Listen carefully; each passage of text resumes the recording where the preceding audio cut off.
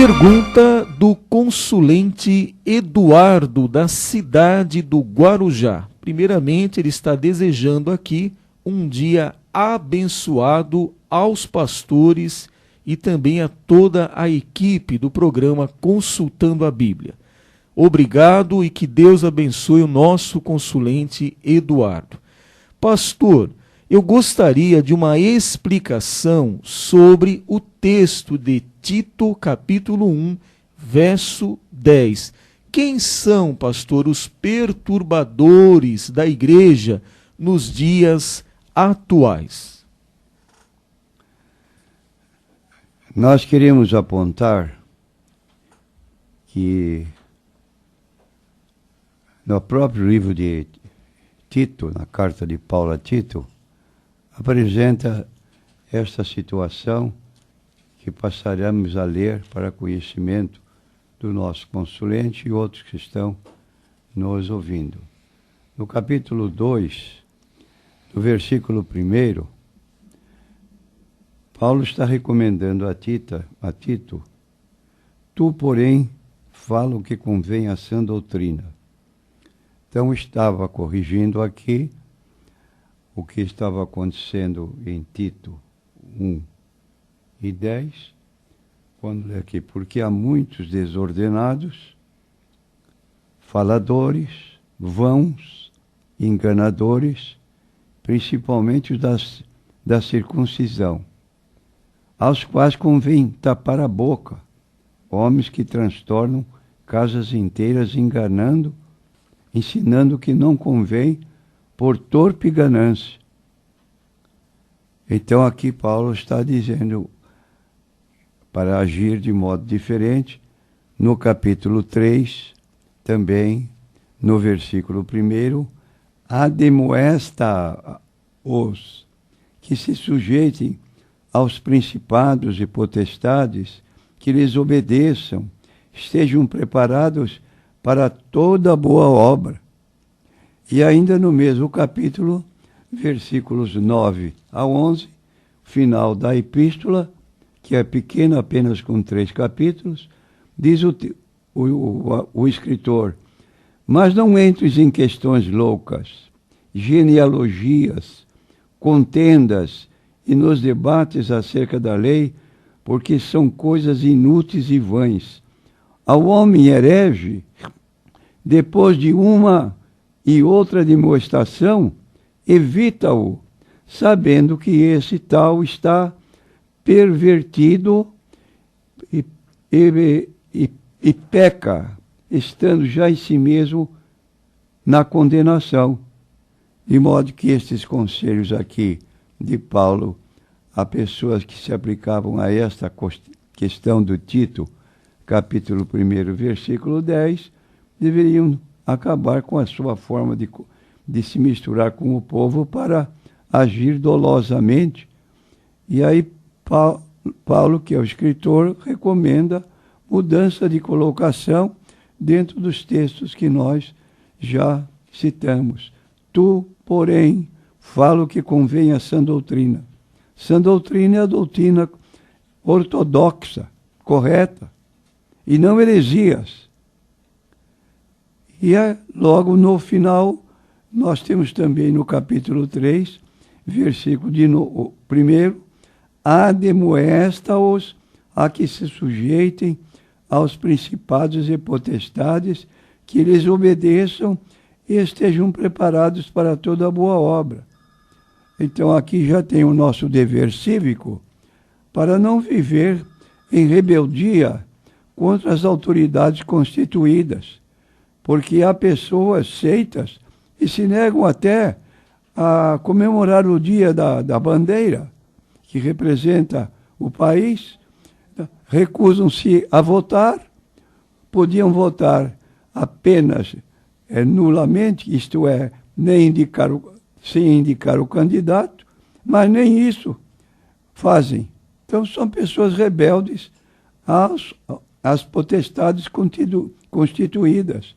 E aqui diz o texto, que obedeçam, sejam preparados para toda boa obra, que a ninguém infame, nem sejam contenciosos, mas modestos, mostrando toda a mansidão para com todos os homens.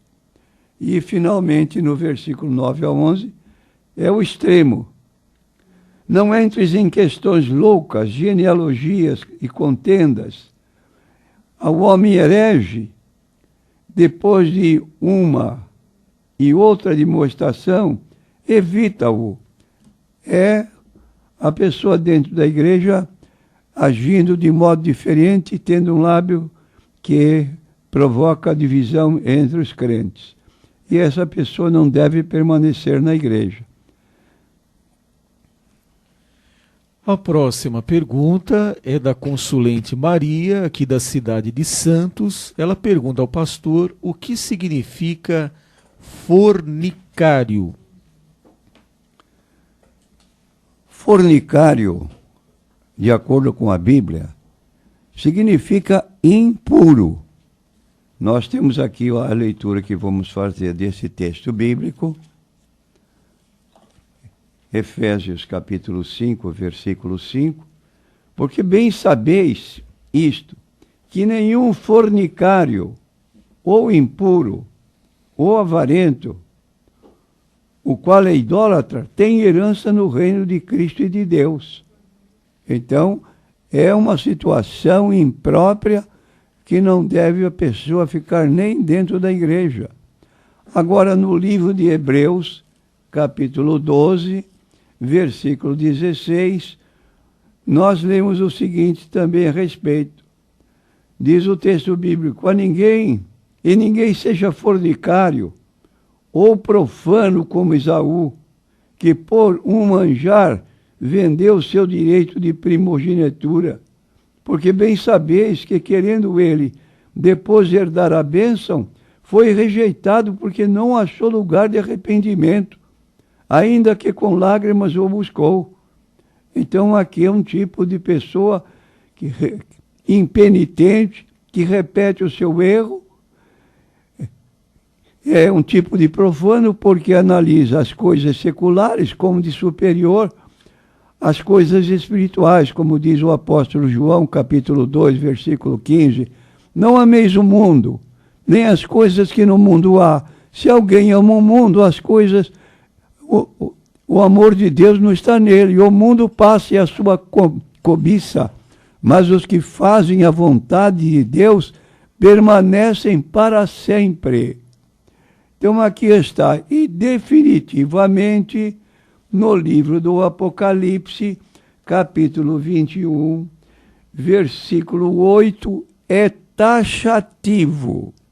Aqui diz o declara: quanto aos tímidos, aos incrédulos, aos abomináveis, aos homicidas, aos fornicários, aos feiticeiros, aos idólatras e a todos os mentirosos, a sua parte será no lago que arde com fogo e enxofre, que é a segunda morte. Então, dentro dos pecados que não vão receber perdão, a não ser que a pessoa em vida se arrependa, está aqui bem claro, os fornicários, e que significa impuros. Tem uma situação de posição imprópria dentro da igreja, e se a pessoa vier a falecer nessa situação, ele não tem salvação. O lugar dele não é no céu. A menos que em vida possa tomar uma atitude que venha demonstrar arrependimento completo. A próxima pergunta é da consulente Miriam, também aqui da cidade de Santos, e é sobre o Salmo 133, um salmo muito conhecido do povo evangélico, porque fala sobre a união dos crentes. E ela quer saber sobre esse óleo, o óleo precioso que desce sobre a barba de Arão. Ela quer saber que óleo é esse que desce sobre a barba de Arão, pastor. Eu quero, em primeiro lugar, cumprimentar a nossa consulente Miriam. E você vai perguntar, por quê? Olha, observe que eu leio este salmo quantas vezes. E nós ouvimos a leitura destes salmos, deste Salmo 133, repetidamente em nossos cultos, que nós chamamos culto de oração, recomendando aos irmãos que vivam em união, porque Deus ordena ali a bênção e a vida para sempre. Mas nenhum deles teve a curiosidade de saber que tipo de óleo era esse. Agora, a Bíblia com a Bíblia se explica, regra de hermenêutica. Nós vamos lá no livro de Êxodo, no capítulo 30, e vamos notar então que esse óleo era propriamente um azeite de uso particular para os obreiros que estavam integrados em trabalhos sagrados na casa de Deus, no templo de Deus. E que havia então, se tinha que ter muito cuidado na utilização desse óleo. Capítulo 30 do livro de Êxodo, nós encontramos no versículo 24 e 25, Êxodo, é o segundo livro da Bíblia. Quase não é lido, mas diz aqui, então, capítulo 30, versículo 24 e 25, eu vou começar um pouquinho mais cedo, quer dizer, alguns versículos anteriores. O azeite da santa unção, esse é o título desse óleo.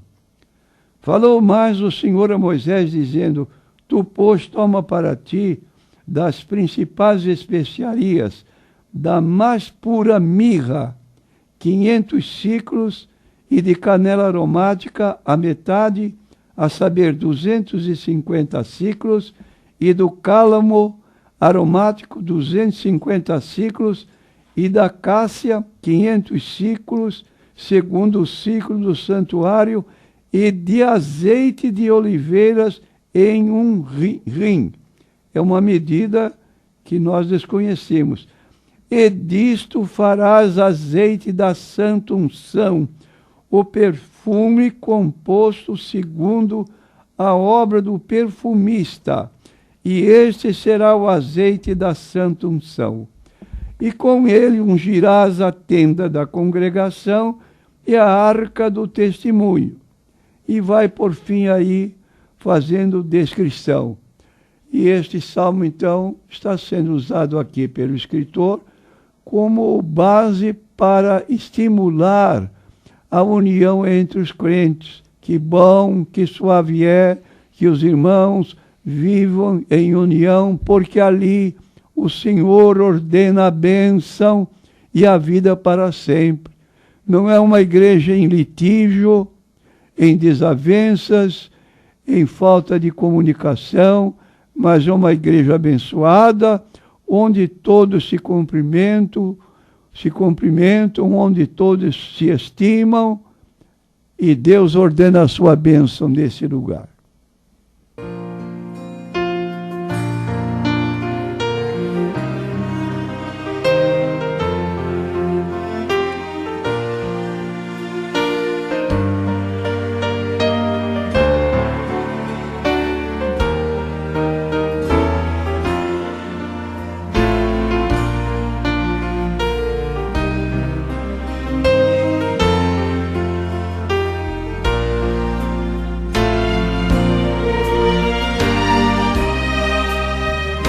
A próxima pergunta aqui é um relato triste e assustador.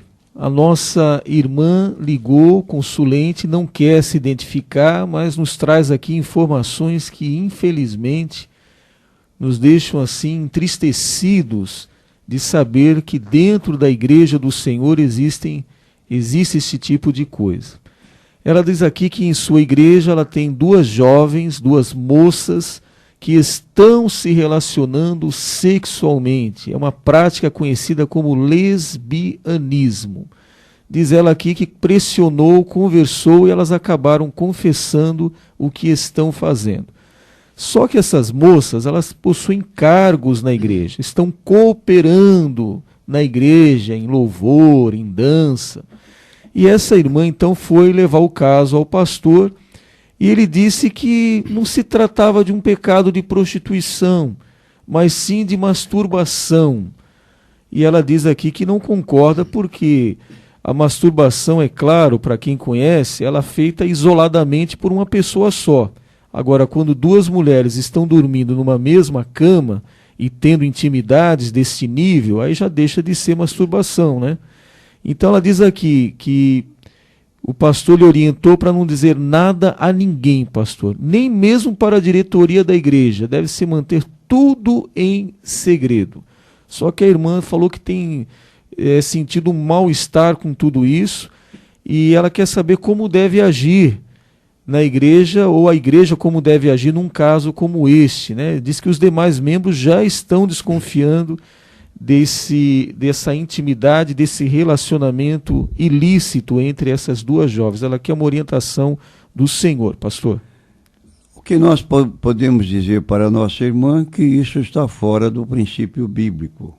Hebreus capítulo 13, versículo 4, quando diz o texto bíblico, venerado, respeitado, acatado, são sinônimos. Seja entre todos o matrimônio e o leito sem mácula. Então, o casamento regulariza, estabelece esse ato de sexo entre marido e mulher, ou macho e fêmea. Agora, as exceções. Porém, aos que se dão à prostituição, que é o chamado homossexualismo também, homem com homem, mulher com mulher, é lesbianismo. E aos adúlteros, quando um dos cônjuges não é fiel ao outro. Deus o julgará.